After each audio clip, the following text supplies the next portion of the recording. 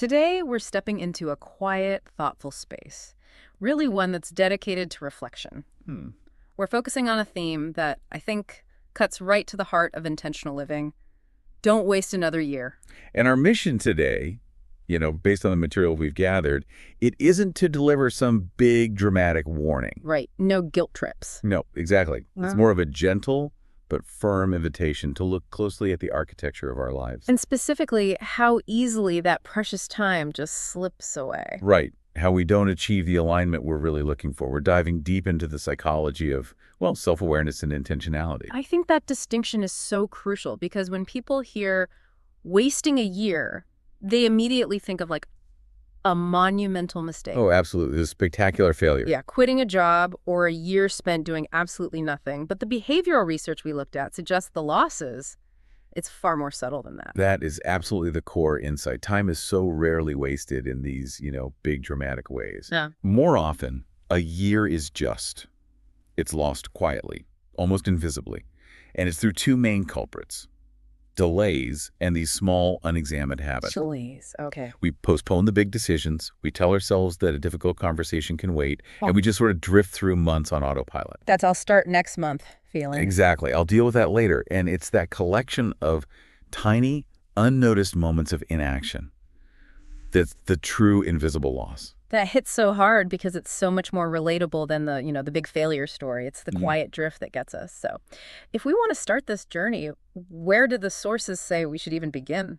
They open the door right away with a really crucial reflective question. They ask you, what did last year truly teach you about who you are becoming? Becoming, not achieving. Exactly. The emphasis isn't just on what you achieved, the promotion, the finished project.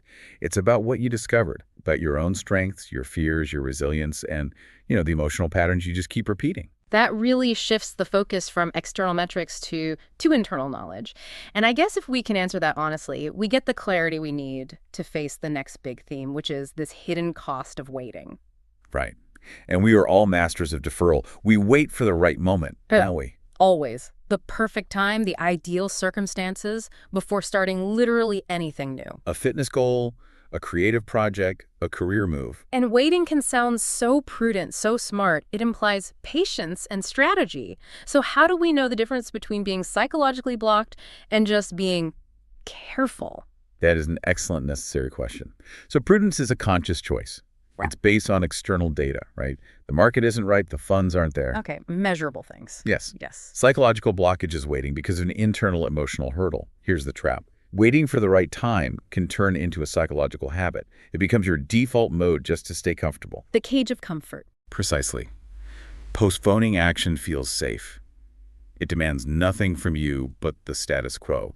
And the research on personal growth is so clear on this. Comfort, when you repeat it long enough, becomes a cage. It looks harmless. It looks totally harmless. You're warm, you're secure. But it's severely limiting the potential of your life from the inside. It's trading possibility for certainty. And this is where those limiting beliefs come in. Those stories we tell ourselves that justify staying comfortable, they're like the bars of the cage. They are.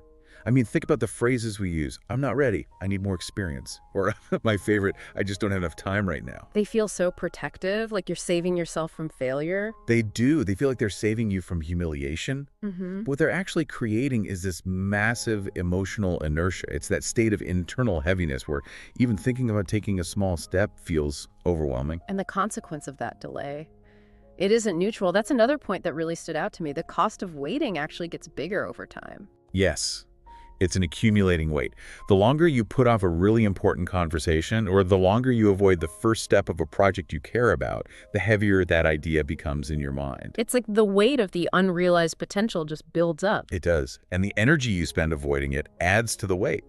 So you postpone a decision thinking you'll feel lighter later, but you just end up carrying this invisible burden of avoidance. Which just reinforces the belief that change is scary and difficult. It's a vicious cycle. A complete vicious cycle. So to break it, we have to interrupt that inner monologue. That brings us to decoding the internal dialogue itself. We just accept that background noise of doubts and excuses because it feels so intimate. That intimacy is so deceptive. Your mind is basically a professional storyteller. And that storyteller's main goal isn't your happiness or your growth. It's safety. Just survival. Just survival. It creates these narratives, it highlights all the risks, and it whispers these warnings that feel like ancient wisdom. But they're often just rooted in fear. You failed at this 5 years ago. You're just not the kind of person who succeeds at that. That's a classic one. Or, everyone else is finding this easy, you shouldn't even try. It feels so real. So how do you tell the difference? How do you spot fear-based storytelling versus, actual good risk assessment?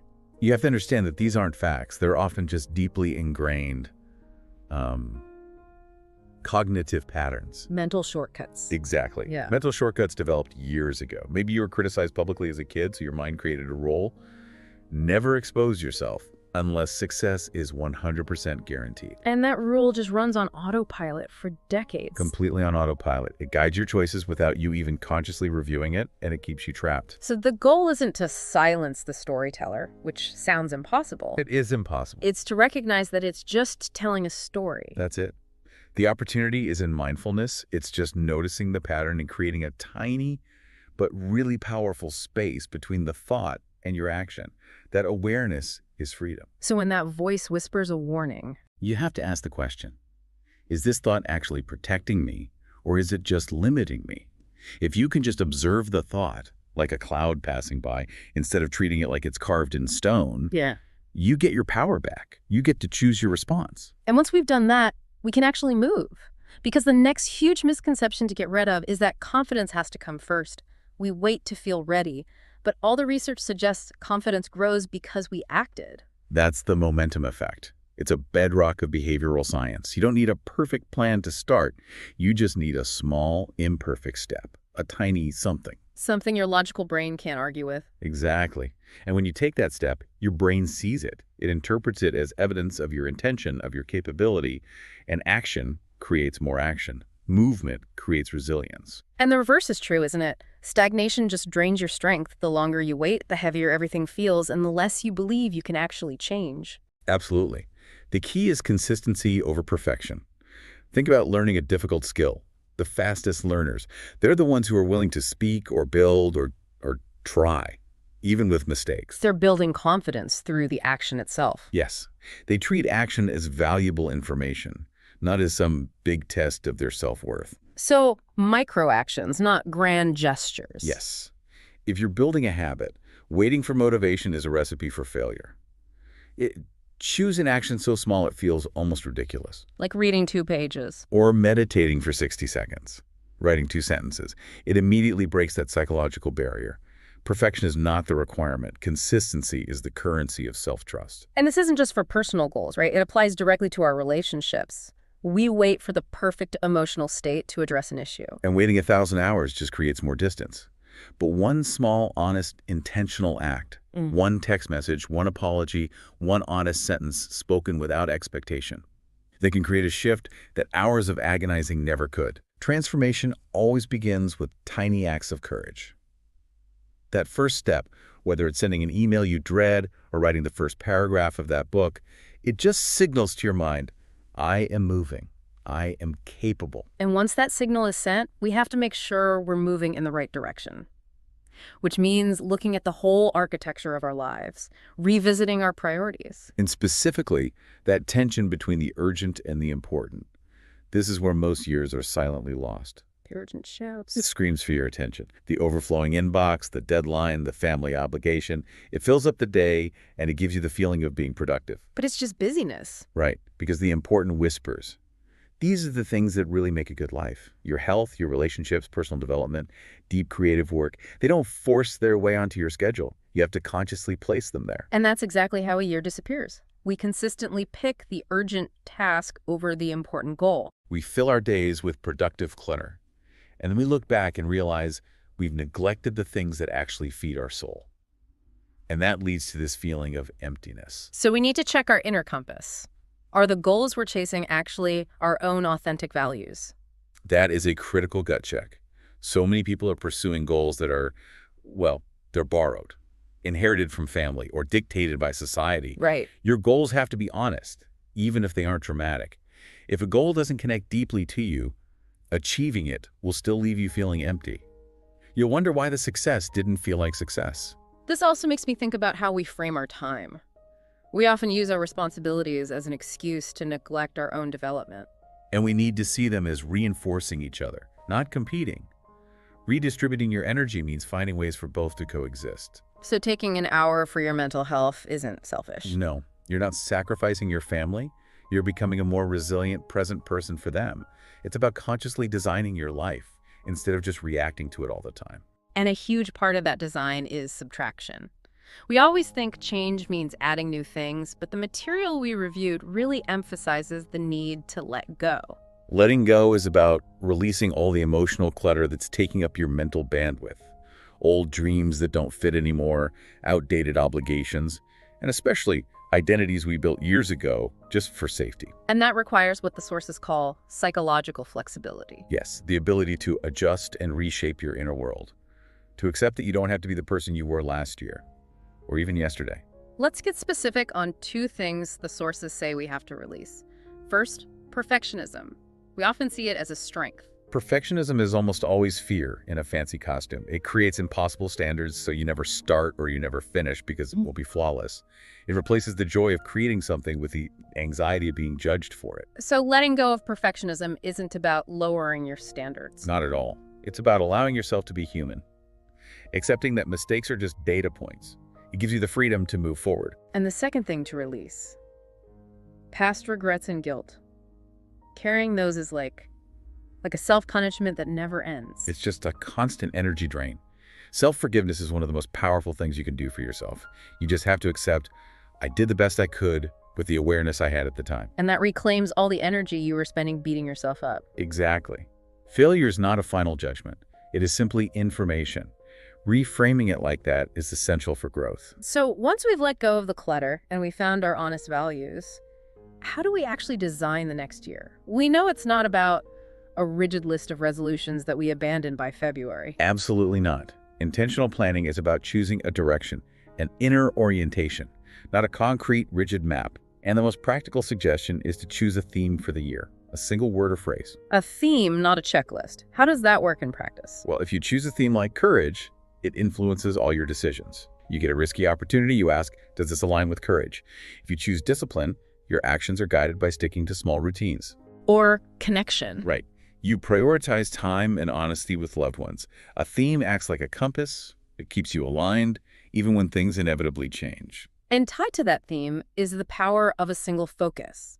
Instead of 10 resolutions, we should identify just one significant transformative shift. One transformation, pursued with laser precision, creates this incredible ripple effect. It could be prioritizing your health by walking for 30 minutes a day, or practicing a skill for 15 minutes, or finally giving a voice to that creative part of you.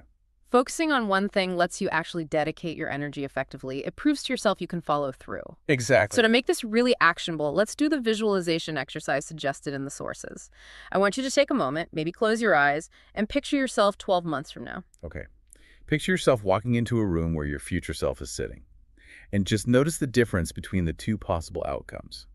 A year of intention versus a year of inertia. So the first version, the self who changed. This person didn't transform through magic. They grew through small, consistent decisions. They practiced painful honesty. They chose courage right when comfort felt so tempting. And they have this calm self-trust. It's the look of someone who stopped negotiating with their own potential. And now, contrast that with the self who didn't change. They're carrying the same unresolved conflicts, the same avoided conversations, the same untouched dreams. This self is just the natural outcome of passivity. It's what happens when we just fail to choose a direction. Wow. The whole point of this contrast is to awaken your sense of agency, to remind you that the future isn't something that just happens to you. It is actively shaped by how you show up. Today, tomorrow, the day after. Every present choice. It's a vote for the person you become.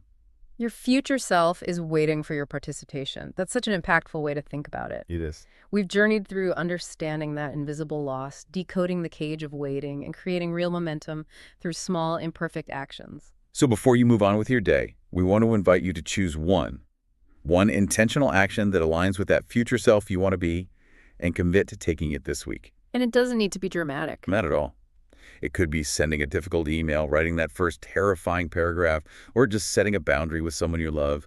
What matters is the energy behind the choice, the energy of choosing alignment over inertia. That one small act of participation builds the confidence and the self-trust that can sustain an entire year of growth. Don't let the next 12 months disappear into those comforting but paralyzing excuses about starting later. And here is the final provocative thought for you to carry forward. Your next year begins with your next choice. Growth is not one single dramatic leap. It is meticulously built through these tiny, consistent micro moments of courage, slowly shaping a life that feels authentic, intentional, and deeply aligned with who you truly are. What small vote will you cast for your future self today?